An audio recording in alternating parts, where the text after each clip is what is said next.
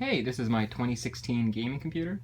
Um, I was actually just thinking about it the other day, and when I first got into computers around 2008 or 2007, um, it used to be all the rage to have gaming rig videos and things like that, and they were really tacky back then. It was just sort of getting into the era of having LEDs and things like that on your computer, and having the blinged out systems.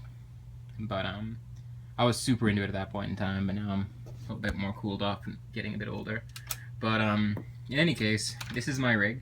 Uh, it's using a fractal defined R5 case. I'm not sure if you can actually see it that well. Uh, but that's the case I'm using. I don't have any lights in it, not right now, just because I was focusing more on functionality than anything else. Although I probably will end up putting some blue lights or a mixture of blue and white later on in the future, and I'll do an update for that. In any case, there's 3 hard drives in terms of like hard disk drives, and there's one solid state 250 Samsung Evo, or 250 gig Samsung Evo. There is an SSC GTX or EVGA SSC graphics card, GTX 970. I have a Corsair H60, or I can't remember, cooler.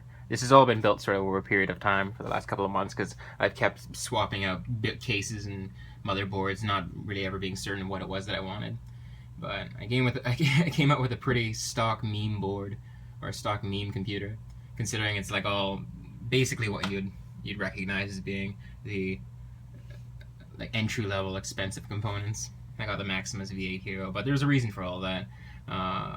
When I first started getting into computers, or like my first real like high-end rig was an X58 that I got in about 2009 or 2008, and it was at that point in time they're just coming out with the i7s, and I had an i7 930, I think, and it was just really high-end board, and it lasted me. It never failed on me. It never gave me any trouble whatsoever.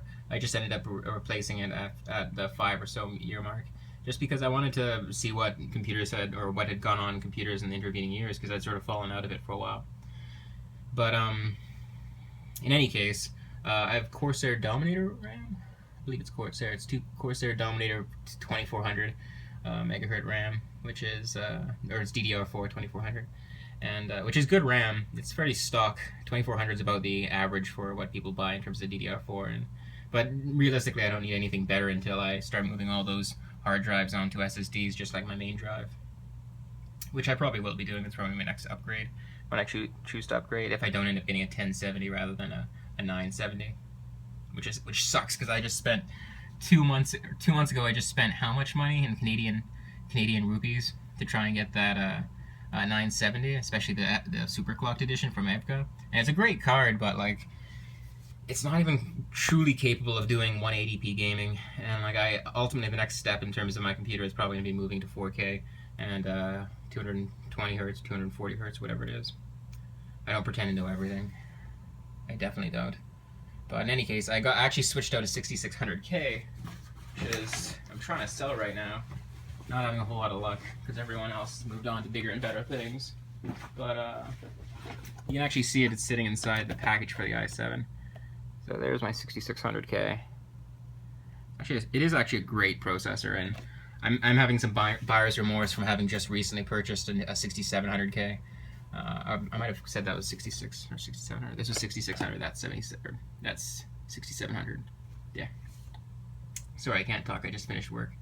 But in any case, it's 6700K. I know it's completely useless in terms of gaming, but I felt that if I was going to make this the true success for my old computer, I wanted to have another i7 just for, and pay the extra $100 and lose whatever I lost in the transaction of selling off my old one.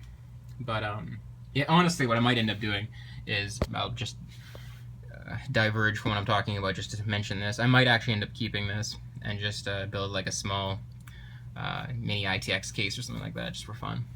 But because I actually have been super into the idea of doing that. But in any case, you really can't see anything in the computer right now, so I'm just gonna bring it forward and super professional here. Yeah, that's the Maximus V8 Hero, EVGA GQ 650 power supply. I actually had a I can't remember what it was, EVGA Supernova 500 or 550, and that probably would have been more than enough that I could ever possibly use, but I just liked the little bit of extra headroom, and I thought that the 650 was just a solid power supply going forward. I don't know, I have no excuse. Sometimes I just do things, but yeah, so that's about the computer build that I have set up right now.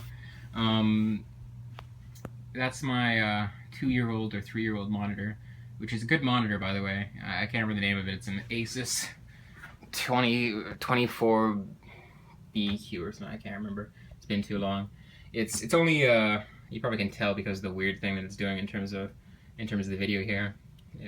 That it's only at 60 hertz, and it might even be dipping underneath there for whatever reason. It definitely is about time to upgrade. Speakers are nothing to speak of. Haha.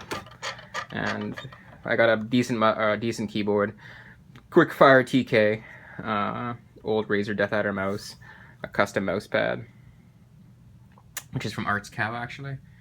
I guess while I'm at it, I will briefly go over some of my other components. I have some Polk audio speakers, which were just the best I could get for that at that point in time, and they were already overpriced for what they are. I think they're the MX200s or whatever, MI200s. I can't remember the name of them, but they're fairly common Polk speakers. I probably will end up getting them switched at some point, but aside from that, I have, can't really see it. I'm one of the few people who has a 5-disc changer still. I'm not even sure why I'm showing it to you. It's definitely not electronic swag. There's this, which is my Sony. Actually, it's been so long since I've had these components that I don't remember what they are. This is a Sony receiver. It's the best they had about 3 or 4 years back, which kind of sucks in the sense that it has a very sort of dumbed down menu. I actually like menus that have sort of graphics and things like that. Yamaha has a bunch of receivers that function by that dynamic, but I think this is because this is supposed to be for home theater sound, so it's supposed to be just the bare minimum and just be hooked up to your TV, which it is.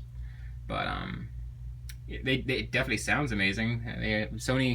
I trust Sony products for the most part, even though they sometimes screw me over nowadays. But this video is not sponsored by Sony. And right underneath it I have a PS3, which is, maybe I am sponsored by Sony and I don't even know about it. But I also have a Sony TV. It's a smart TV I got. It's a 42-inch smart TV. Wish I could tell you more than that in terms of model numbers. I keep harping on that, but still. That is, I have a bunch of art on my wall. I painted it a while ago. I'm just finishing university now, and so I'm not even sure why I've done all this work on a room that I'm going to be leaving shortly, probably within the next 4 months or so. But yeah, that's my room. That's my back wall, sort of a separate color from everything else. Don't ask me why I have 2 stuffed dinosaurs on top of my nightstand. You don't want to hear the answer. But yeah, this is actually my favorite piece of art in my room. This is my girlfriend made this for me, and I asked her. She asked me what my favorite creature was, and I told her a trilobite, and eventually it led her to drawing that. I can't really explain anything more than that. I just it means a lot to me. But in any case, there's that's about it. There's not a whole lot else to my room. I have a couple other things I guess I can show you. I'll show you guys this, but you can't say anything because it's inside like a side room, and this is in a basement inside a house, and so don't call me a tool.